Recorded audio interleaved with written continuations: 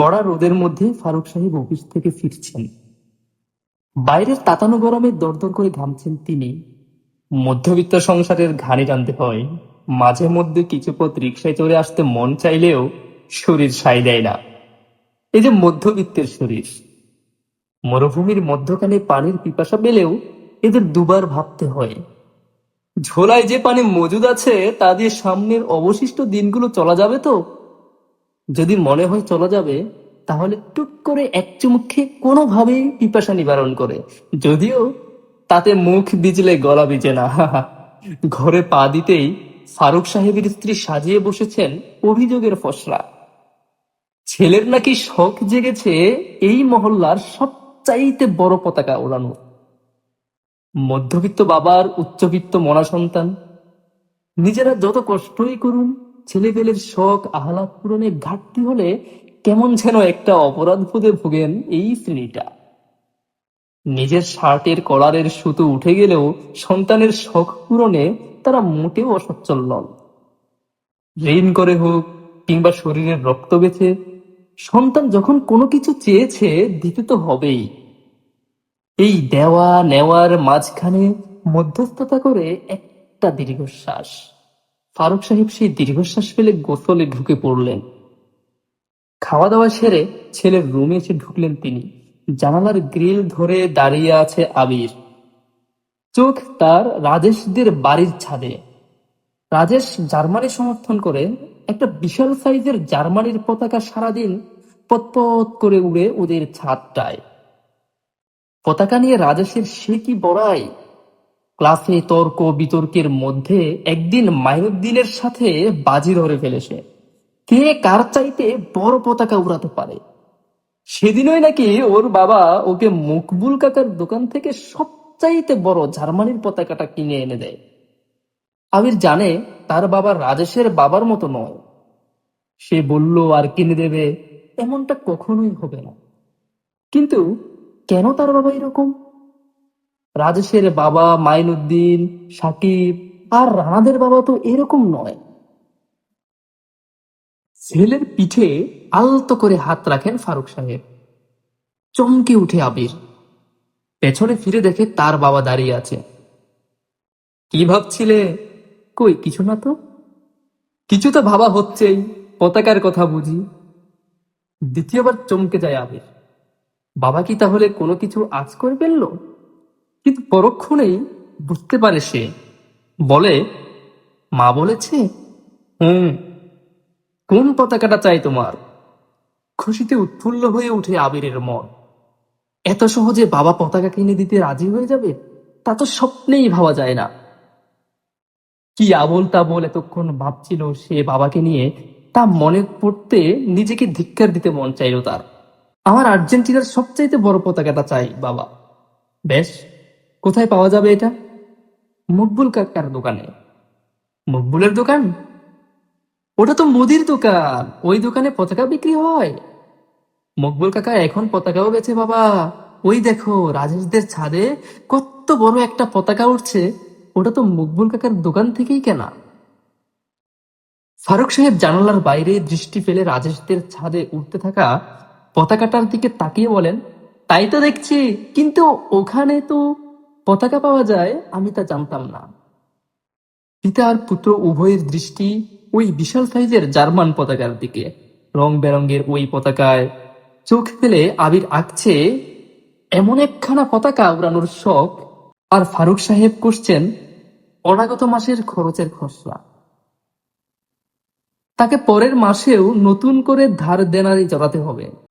কার কাছে হাত পাতা যাবে সেই চিন্তায় তার মন এখন থেকেই বিপন্ন। বাবা! মৃদুস্বরে ডাক দেয় আবির। বলো বাবা, আমি কি পতাকা উড়াবো না? হ্যাঁ, অবশ্যই উড়াবে। তাই? হুম। থ্যাংক ইউ বাবা। গুনে গুনে 2,000 টাকা ফারুক সাহেব আবিরের হাতে দেয়। আবির খোঁজ নিয়ে এসেছে মকবুল কাকার দোকানে যে বিশাল সাইজের আর্জেন্টিনার পতাকাটা আছে, ওটার দাম 2,000। পতাকাটা এখনো পর্যন্ত কেউ কেনার সাহস করতে পারেনি। এই পতাকা আর্জেন্টিনার পতাকাগুলোর মধ্যেই যে সবচেয়ে বিশাল তা নয়, অন্য কোনো পতাকা এটার ধারে কাছেও নেই।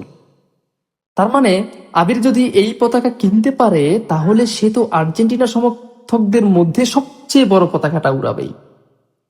সাথে অন্য সকল দলের মধ্যেও আবির হয়ে উঠবে অপ্রতিদ্বন্দ্বী।